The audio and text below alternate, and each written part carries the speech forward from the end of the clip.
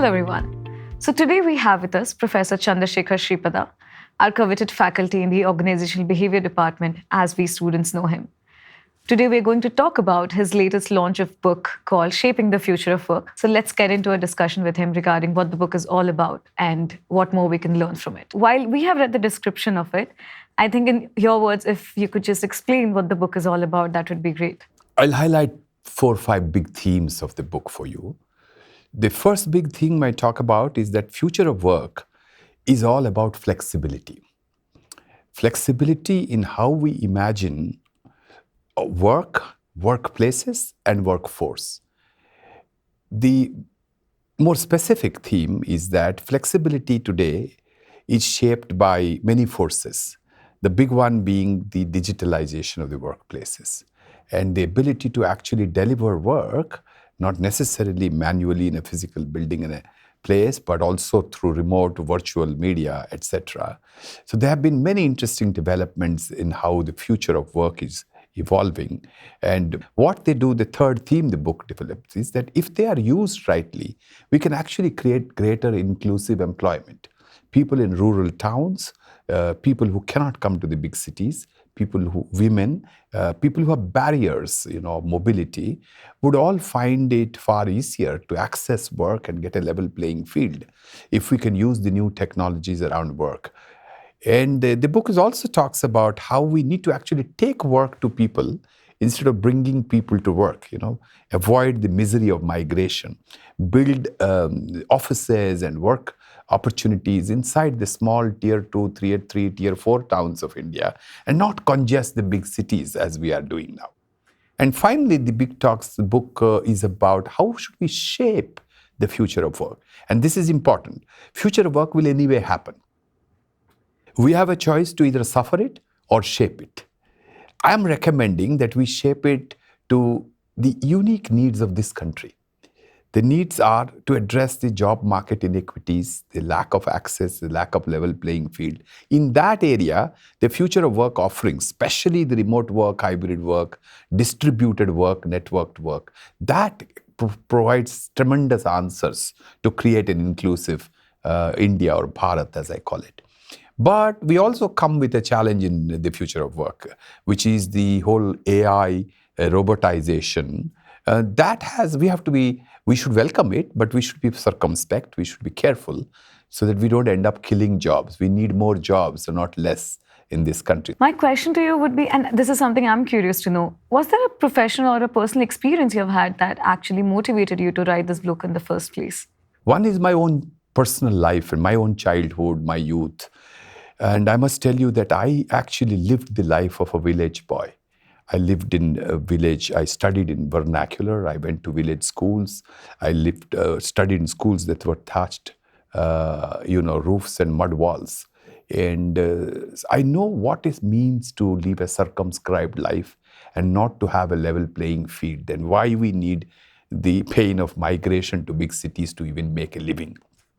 The second is the more recent experience with pandemic.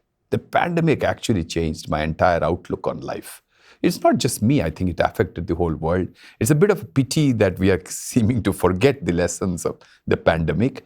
But I guess pandemic gave us, through a personal experience, I experienced myself, the power of working virtually and yet be remaining productive.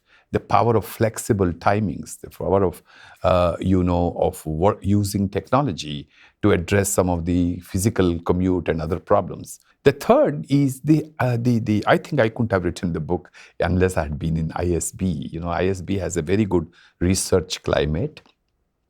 We are encouraged to be very reflective here. So during the pandemic, ISB actually launched something called the Jumpstart India research project.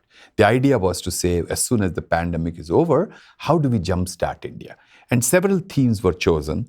I chose the theme of future of work. It's pretty interesting to see what exactly motivated you. And now that you mentioned the research that's been happening since the pandemic, from my personal experience and everyone I've spoken to, especially post-pandemic, we have seen, we have heard, we have read a lot about the future of work and remote work in general. But do you think there's something missing that people are not talking about enough that they should be? Yeah, I guess we are just sort of caught up in a false debate. We have reduced this entire future of work discussion to whether we should work from home or work from office. And that too, it's more a power struggle around entitlement, who should be doing this, etc. I think that's a very small way of framing the issue. The big picture people are missing is the huge power flexibility brings to unleash human capital. Research and experience tells us that people function best under autonomy, under freedom, when they're given self-direction and when they have a choice and agency. Flexibility provides that. Employers want to be flexible to gain the engagement of employees, and employees want to be flexible to be productive. So the debate should be taken away from work from home versus work from office to how do we build flexible firms, flexible policies, and flexible work practices, and flexible leadership styles that are more speaking to the future than to the past. I think flexibility seems to be a big theme I'm picking out from our discussion. I think your book should be extensively talking about it as well. But what does flexibility exactly mean to you? And do you see there's a gap in the attitudes of especially employers right now in terms of what flexibility should actually be like versus what it actually is? Flexible people embrace the evolution of things with an open mind. What's missing in the flexibility discussion is a lot of things have changed. We don't need, ton of research is telling us we don't need to go to office for certain jobs. We know that work can be done virtually. We know that work can be taken to rural towns. We know that work contracts don't have to be this lifetime employment, 9 to 7 jobs, starting as a management trainee, ending as a vice president. We have gig work. We have varieties of formats of work now. So all the opportunities around how can work be reimagined, how can workforce be reimagined, how can workplace be reimagined, those are the important issues of flexibility. During your research for the book, was there anything or any insight that actually surprised you in turn? Given that your breadth of experience has been a lot, I'm sure a few things would, but was there anything that you would like to share with us? Professor Leigh Thompson in Kellogg University. So in Kellogg's, she's the director of a research center for teams and groups. She wrote an interesting article in MIT Sloan Review. And she talked about how remote work can actually generate new ideas and promote creativity, as opposed to the common belief that due to remote work, there will be isolation and non-exchange, no serendipity, etc. And therefore, there may not be any creativity. So this kind of a piece of research surprised me. The other is a bit of a fact that surprised me, that I just read up an interesting news item which says that there's a little village, only 400,000 people, called Tulsa in the Oklahoma state in the United States. And very immediately after the pandemic, within the first year, the mayor of Tulsa announced a program called Tulsa Remote. And he said that, look, if you are working in New York or San Francisco or Chicago, one of the big cities, leave it. Come to my village, come to my little town, and live here. I'll give you a series of incentives. I'll first straight away give you $10,000, and then we'll welcome you. Imagine this happening in India. It'll see a reverse migration.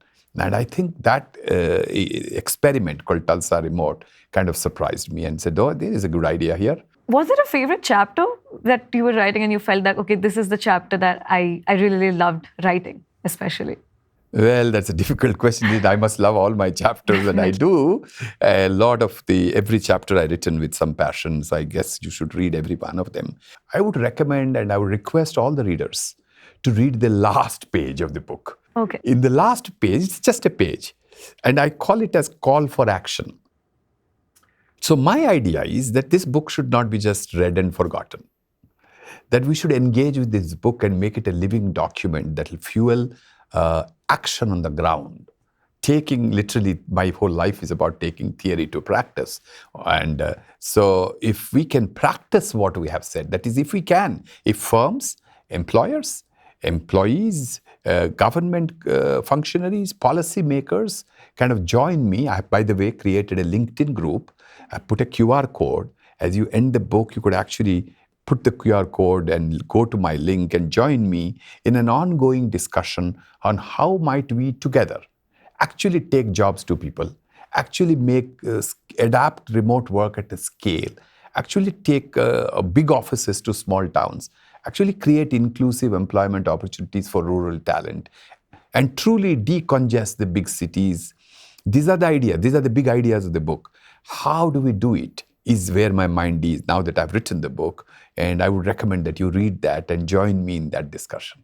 What would be your advice to those young professionals, including students like us at ISB right now? What would be your advice to keep in mind for the future of work? Future of work, future of the world, future of life, future of the civilization is an evolving issue. And the only way you stay prepared for the future is to have what I call throughout the book a flexible mindset. The ability to change, adapt, learn, and grow and evolve, as opposed to get stuck in dogmas, personal beliefs in faith, that your unexamined beliefs and biases, and a mind that is not questioning or open. So I would advise and I would request young or old, by the way, this ability to be future ready is an equal challenge to both the young and the old. Golden pieces of advice, sir. Thank you so much for that. Thank you, and I'd love to hear your comments after you read the book in detail. Thank you so much.